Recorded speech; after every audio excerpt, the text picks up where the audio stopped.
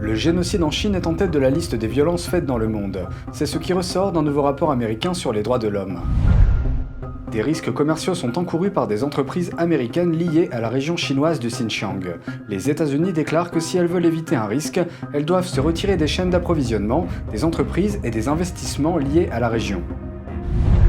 Et la liberté à Hong Kong est à nouveau mise à mal. Cette fois, la ville prévoit de destituer les conseillers de district s'ils refusent de prêter allégeance au gouvernement contrôlé par Pékin.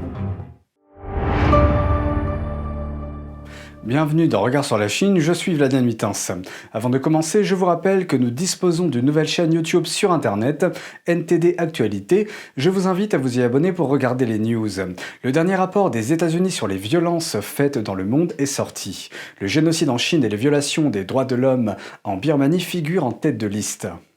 Le Congrès américain a fait de la prévention des violences dans le monde une priorité il y a quelques années, comme les génocides, les crimes contre l'humanité et les crimes de guerre.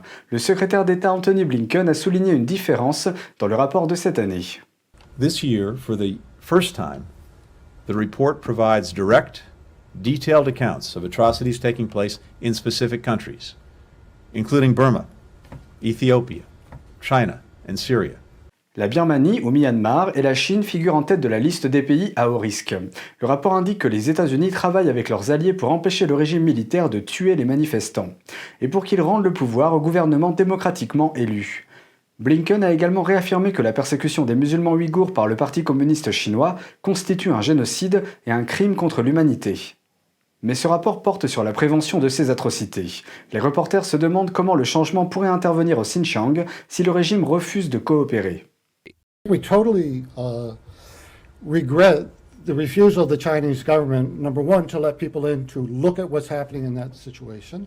We're maintaining, as you mentioned, pressure with our international partners on China, both to let people in and to change its behavior.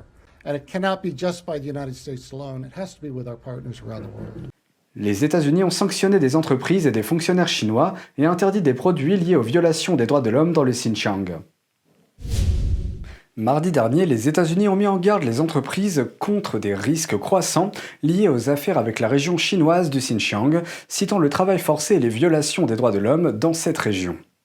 Le département d'État a déclaré dans un communiqué, étant donné la gravité et l'étendue de ces abus, les entreprises et les particuliers qui ne se retirent pas des chaînes d'approvisionnement, des entreprises ou des investissements liés au Xinjiang risquent fort de violer la loi américaine. Le ministère américain du Travail et le Bureau du représentant américain au commerce ont également participé à la publication de cet avis. Le premier avis de ce type a été publié il y a un an par l'administration Trump. Il visait les entreprises américaines dont les chaînes d'approvisionnement au Xinjiang étaient impliquées dans le travail forcé. Le nouvel avis renforce cet avertissement. Il indique que les entreprises risquent de violer la loi américaine, même si leurs activités ne sont qu'indirectement liées au réseau de surveillance de Pékin au Xinjiang. Mardi dernier encore, à Washington DC, juste devant le Capitole, un groupe de militants a protesté contre la tenue des Jeux Olympiques de 2022 à Pékin. Ces manifestants déclarent que permettre au Parti communiste chinois d'accueillir les Jeux Olympiques ne fait qu'encourager le PCC à poursuivre ses atrocités en matière de droits de l'homme. Melina Weisskopf de NTD est allée à Washington pour nous. Un certain nombre de groupes ethniques et religieux se sont rassemblés devant le Capitole pour exprimer pourquoi ils estiment que le Parti communiste chinois ne mérite pas d'accueillir les Jeux Olympiques de 2022. China is the only country that has hosted two Olympics back-to-back. They hosted the 2008 Olympics in Beijing, and now all of a sudden in 2022, they're hosting again. No one else has ever done that. So not only should they not be hosting, they should be banned, and they should be declared a transnational criminal organization, and we should be breaking off all diplomatic and economic ties with them.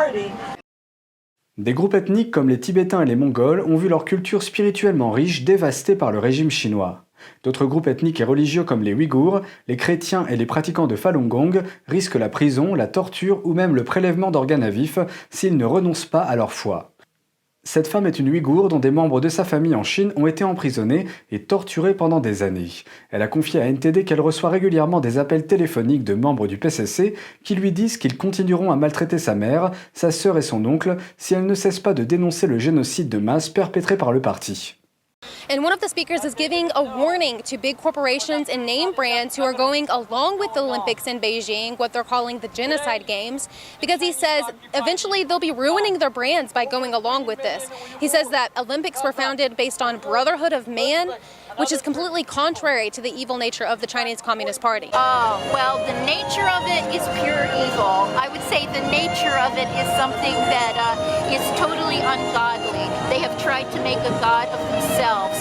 And look inside yourself and see what you really think, not what the political correctness thinks, things like that, but also find people who have been through persecution, who have been through torture, read about what's really happening. Un organisateur de ces manifestations déclare que ces personnes se tiennent debout, qu'elles ont des principes droits et de bonne qualité morale. Although people may not see anything in the short term, but the long term is that these types of activities have also gained the support of folks on both sides. Le sénateur Mitt Romney vient d'appeler à un boycott diplomatique américain des Jeux Olympiques de Pékin. L'UE vient d'adopter une résolution appelant à un boycott. Maintenant, Romney et ses manifestants espèrent que le Congrès fera de même. La démocratie de Hong Kong continue de s'effriter sous la pression de Pékin. Les conseillers de district de la ville sont désormais contraints de prêter allégeance au gouvernement local contrôlé par Pékin sous peine d'être destitués. Beaucoup déclarent qu'ils n'en peuvent plus. Quelques 200 conseillers de district de Hong Kong quittent leur poste. Ceci parce qu'ils soutiennent le mouvement pro-démocratique de la ville. Pourtant, ils sont tenus de prêter serment d'allégeance au gouvernement de la ville, que beaucoup considèrent comme une marionnette contrôlée par le Parti communiste de Pékin. Les médias de Hong Kong rapportent que les conseillers de district sont contraints de prêter serment, faute de quoi ils sont disqualifiés, renvoyés du conseil et obligés de rendre leur salaire. The threats that the government is posing on the district councillors is actually that they will chase back your money and you can go bankrupt because of that, because you have spent all those money on the community. That is a risk that people don't want to take. Le camp pro-démocratie a remporté une victoire écrasante lors des élections de 2019 dans la ville et a obtenu plus de 80% de près de 500 sièges. Ces conseillers s'occupent des questions à l'échelle de la ville. It is clearly shown that Hong Kong people are in support for the pro-democracy camp. That is no doubt. Certains disent que la démission massive pourrait paralyser le fonctionnement du conseil de district. Interrogé sur cette possibilité, le chef de l'exécutif de la ville a répondu. That factor is not to be considered by us because we have to implement the law. Should there be any outcome, any consequences, we will deal with them. Ces démissions pourraient également permettre au camp pro-Pékin de reprendre le contrôle du Conseil. Au début de cette année, Pékin a révisé le système électoral de Hong Kong. Il prévoit désormais que seules les personnes considérées comme patriotes ici sous-entend fidèles au régime, peuvent gouverner Hong Kong. After the national security law is passed, everybody knows the risk of being in politics is much higher, that you may be subjected to arrest and prosecution that you have never imagined before. Les tensions autour de Taïwan ont atteint un niveau de crise. C'est ce qu'indique le rapport annuel du ministère japonais de la Défense. Il a été publié mardi dernier dans un contexte d'intensification de la présence militaire de Pékin dans la région. Le Japon s'inquiète de plus en plus des implications de Taïwan pour sa propre sécurité. Le vice-premier ministre japonais a précédemment déclaré que si Taïwan tombait aux mains du PCC, les îles du sud du Japon pourraient être les prochaines. Le rapport indique que la stabilisation de la situation à Taïwan est importante pour la sécurité nationale du Japon. Il ajoute que le Japon doit plus que jamais faire preuve d'une grande attention et d'un sens de la crise.